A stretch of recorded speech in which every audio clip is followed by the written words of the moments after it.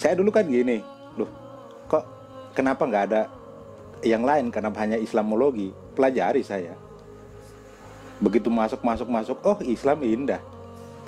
Masya Allah. Hanya saya pikir rugi kalau saya nggak masuk Islam. Tapi ya itu lumayan benturan, hantaman dari keluarga tuh, Masya Allah. Tapi saya tidak balas satupun, hanya istighfar di hati karena Islam itu rahmatan lil alamin. Saya menunjukkan rahmat kepada keluarga saya dan alhamdulillah saudara sepupu saya, sepupu kandung saya 8 orang waktu berdebat dalam gereja, mereka 8 orang mau bersyahadat, alhamdulillah. Masya Allah. Subhanallah. Ya salam kenal juga ya Mbak Cece. Ya salam kenal juga. Nazir. Jangan panggil Gus, Nasir aja biasa. Nazir. Allahu Akbar, Masya Allah. Ada siapa? Jibril ya? Bener. Jibril, Ulia Dinda Jibril. Jibril mau ngomong apa, Bang Jibril? Enggak, tadi sebenarnya tertarik dengan bahasa Inggrisnya karena di API internasional kita masih perlu translator.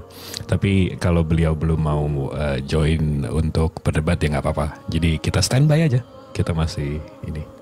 Menunggu beliau persiapan untuk ikut. Persiapan belajar. Paling nggak saya harus bisa lewat iklan lulus dulu.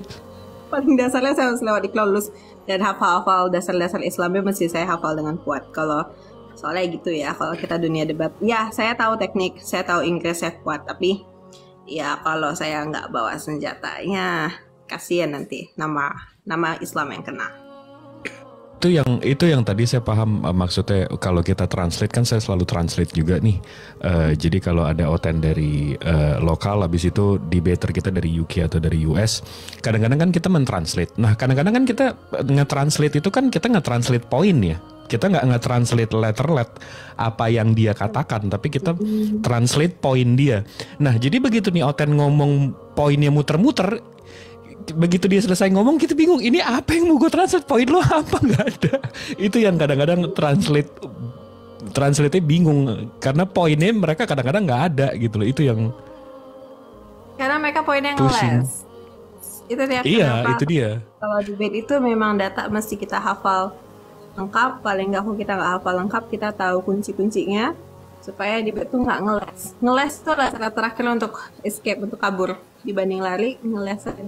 Ngeles bertahan sampai titik darah penghabisan. Itu kadang-kadang dia bilang banyak hal tapi poinnya nggak ada gitu loh. Jadi dia ngomong you saying a lot but you're saying nothing at the same time, how, like itu yang kadang-kadang gimana ya? Itu karena mereka belajar cuma yang penting ya debat aja ya, tapi itu nggak ada poin-poin yang dia mau serang, atau kalaupun dia mau serang suatu poin tuh dia nggak tahu tangkisannya itu apa. Kan kita butuh tangkisannya sesama ayat atau sesama dasar principality lah. Kalau boleh satu pertanyaan dari saya untuk Mbak Justin ya. Anda kan cerdas dan saya yakin Anda juga seorang saintis ya, orang yang mengerti tentang ilmu pengetahuan. Ketika Anda membaca kitab Kejadian, apakah nggak pernah terpikir oleh Anda untuk mengkritisi begitu? Misalnya kalau kita lihat di dalam kitab Kejadian 1 nomor 3 sampai 5, di situ diceritakan terang ada di hari pertama. Kemudian di Kejadian 1 ayat 14 sampai 19, mataharinya baru diciptakan hari keempat. Apakah ini nggak pernah terpikir oleh Anda untuk mengkritisi, ini kok begini sih? Bagaimana mungkin ada terang tanpa ada matahari? Bukankah siang malam terjadi karena bumi berotasi? Rotasi disebabkan adanya gaya gravitasi. Bagaimana bumi berotasi, mataharinya belum nongol? Apa nggak pernah terpikir sampai ke sana gitu, Mbak? Saya lebih seperti saya tidak berani karena again mungkin memang kita bisa pintar ya manusia. Karena saya lebih gini, sepintar-pintarnya kita cuma manusia. Badian kita cuma manusia. Masa kita ngelawan Alkitab sih? Dan emang doktrin Alkitab kan katanya kata-kata Tuhan ya. Kalaupun kita pintar, tapi kalau kita melanggar, ada yang namanya itu pemberontakan, rebellious. Rebellious itu sebenarnya tidak boleh kan. Jadi saya tahu pun itu salah, itu kenapa saya bertahan 3-4 tahun. Saya tuh rebellious. Jujur saya punya sifat rebellious. Saya kuat untuk menentang. selama saya punya standar, selama saya tahu fondasi saya punya nih, saya kuat untuk menentang. Tapi ya again, kalau kita rebellious terhadap God itu kan dosanya luar biasa ya. Dan saat itu memang pendapatnya saya, walaupun saya tidak percaya dengan Tuhan saya, tapi Tuhan itu pasti ada, karena badan kita nggak ada jahitan toh, kan? Kita dilahirkan utuh, diciptakan utuh. Tuh tidak berani untuk mengkritik karena doktrinnya ini adalah firman Tuhan. Nah itu saat saya firman Tuhan, karena firman Tuhan itu saya baru sadar firman Tuhan ini ternyata kok firman Tuhan kayak depan belakang salah.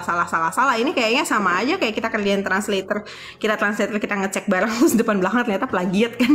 Ini kan sama ya, berarti itu bukan firman Tuhan dong. Gak mungkin, masa Tuhan bisa ciptain manusia kita yang sempurna kayak begini tapi kitabnya sendiri depan belakang bisa nggak kecek gitu kan. Itu kan agak udah mulai kayak ini celah nih, kayaknya ini salah nih. Nah itu ketika saya sudah bisa yakin, saya bisa melihat buktinya sih.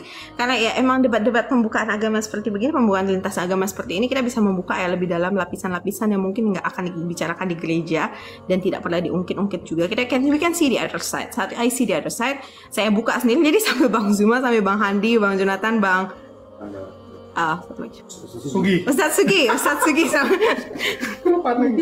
Ustadz Sugi sambil lagi ngebuka ayat atau apa, saya ikut di belakangnya, saya buka King James. I open the King James, saya samakan literatur kok dari King James ke ini aja udah beda, tapi ya sudah lah ya. Tapi saya buka dan saya sadar itu tuh kita baca sendiri, kita pikir sendiri memang sudah gagal. Baru itulah saya baru berpikir, oh benar itu salah. Karena doktrin harus ada penghancuran doktrinnya mesti dikupas dulu sampai lepas, baru kita bisa berani. Kalau di pihak saya. Saya sedikit membantu jawab lagi. Jadi gini Ustaz, ada satu hukum namanya hukum dogma. Itu dia membatasi ruang lingkup kita untuk berpikir.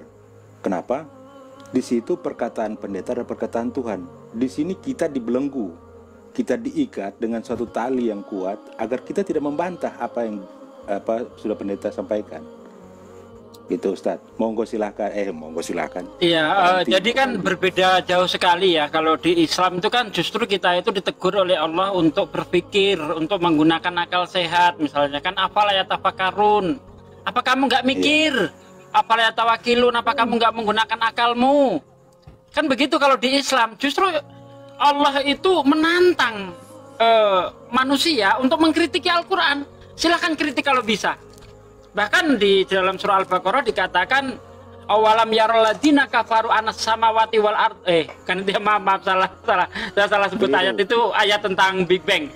Wa in kuntum fi raibim mimma nazzalna ala abdina fa'tu bi suratin min mislih.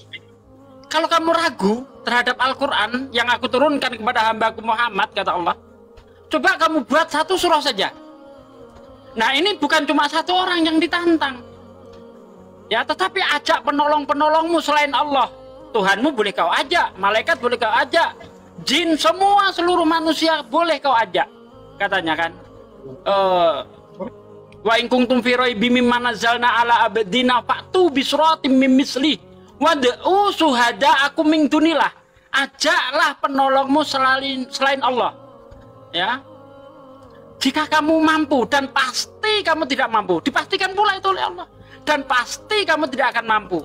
Dan jika kamu tidak mampu, ingatlah, neraka itu bahan bakarnya batu dan manusia.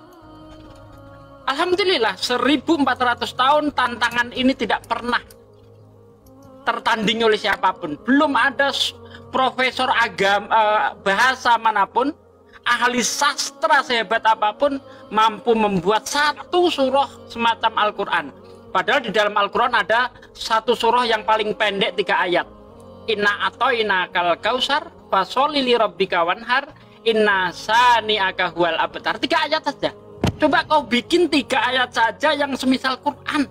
Belum ada yang mampu. Ini bukti Al-Quran itu Masya Allah. Ya, bukan malah dilarang dikritis, tidak. Justru silahkan kritis. Jika Al-Quran bukan datang dari Allah, tentu kamu akan mendapati pertentangan yang sangat banyak di dalamnya. Masya Allah, Al-Quran tidak ada satu pertentangan pun di dalamnya. Tetapi bagaimana Bible? Ribuan.